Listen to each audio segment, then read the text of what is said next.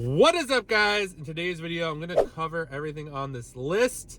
I recently talked to someone who's doing almost 100K a month in sales, and they're buying items with ROI in the 30 to 40% range. And that's their standard. So they are making a good bit of money on the number of sales. Most people, they'll tell you that after all expenses, they're at about like 10, 15%. They're more at the 20% mark, which is pretty crazy, especially. So 10% is great on 100K because you're making 10K profit. But if you're getting to that 20%, that's 20 grand, much better than 10. So I was really curious. I've been talking to them daily on Instagram. We've just been going back and forth. They're like, we should just hop on a call, catch up. We've been friendly throughout the years. So I was like, let's just do that. We were just going to catch up and then create content. And then before you knew it, it was 2.5 hours later. And we're like, ooh, we got to go. So we didn't get a chance to record stuff, but I will have them on the channel in the future. But let's just go over some of the things that I learned from them on the call. Number one was sourcing. I wanted to know exactly how they were sourcing. We're just kind of on that level where like you would exchange like whatever you're doing, no big deal. And I thought they were doing some crazy stuff with Keepa or all these different searches and criterias and all that stuff. Turns out they're just doing manual sourcing.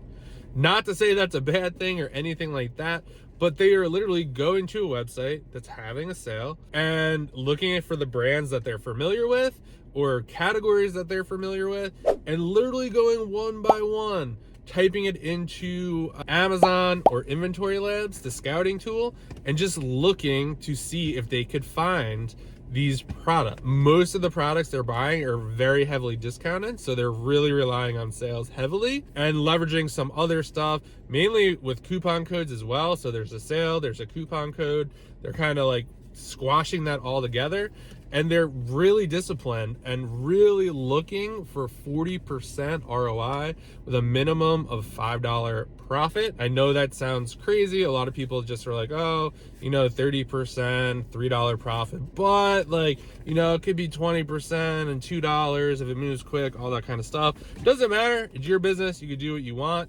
But this person has really inspired me to up my game where I'm sourcing at the same level, really going for that 40%. I'm really at 30% and $5 now, and then really shooting for 40% and above. And believe it or not, there's a ton of stuff out there at that ROI. You don't have to settle for just the 20%, the 10%. Now, if you want to do that, that's fine.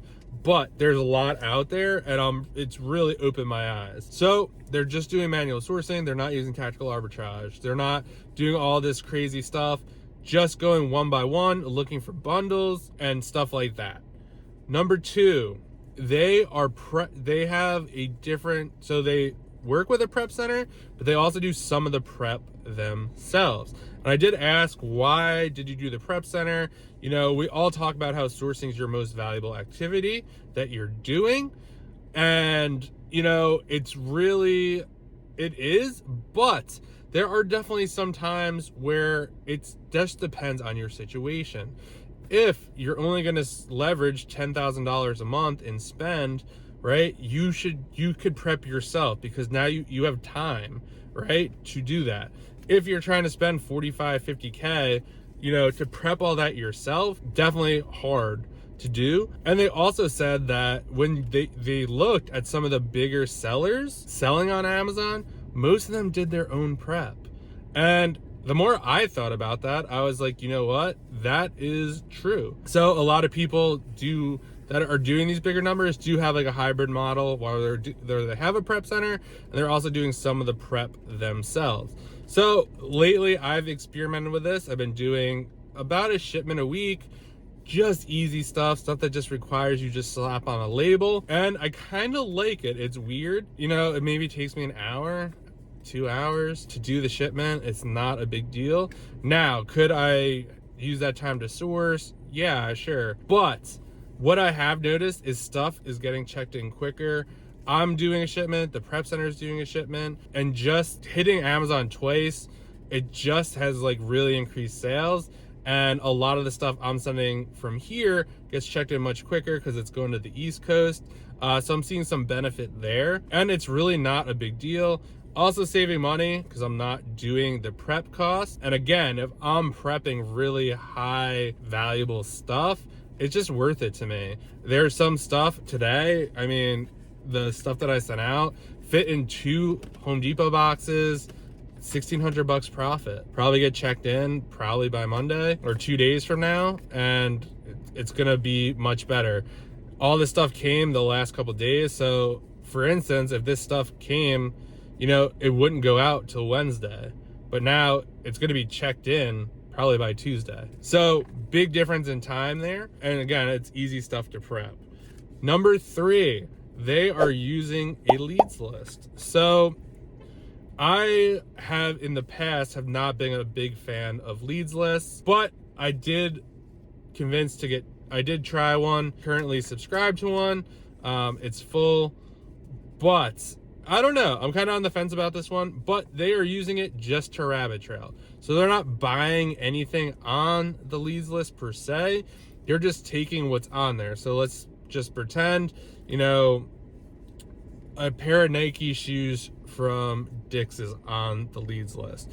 Well, they're looking at other shoes that are on sale, other Nike shoes that are on sale, different colors, all sorts of stuff. And then it's like, oh, like I also shop at Foot Locker. I know they have Nike. I wonder if there's a sale there. So he's kind of using it to generate ideas, which is definitely, I never really thought about it that way.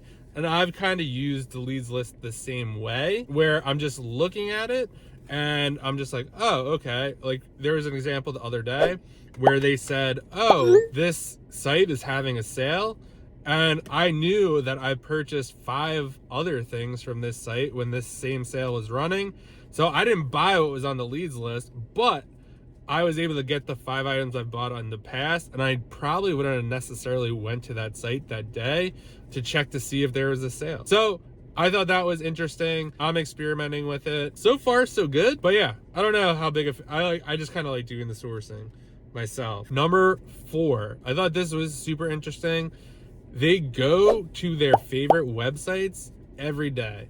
So every single day they are going to their favorite sites, seeing if they have any sales, seeing if anything looks new, all sorts of stuff. And one of the biggest takeaways from this is, one, sites always have sales. They don't necessarily email you every time that they're having a sale. Sometimes a lot of times there's like promo codes at the top that they're doing the sale. I have also noticed that these sites run the sale for a little bit, or maybe it's a day or a couple hours, and then they send out an email saying that the sale is going. So you're kind of like ahead of the curve.